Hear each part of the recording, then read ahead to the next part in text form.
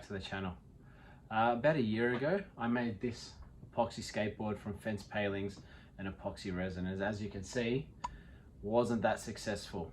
The second I put my foot down on the board, it snapped right in the middle of a fence paling going across the grain. So not a good planning effort by myself, but a good learning experience, and it's made it up on the Hall of Shame, which I hope doesn't get too much bigger with my projects.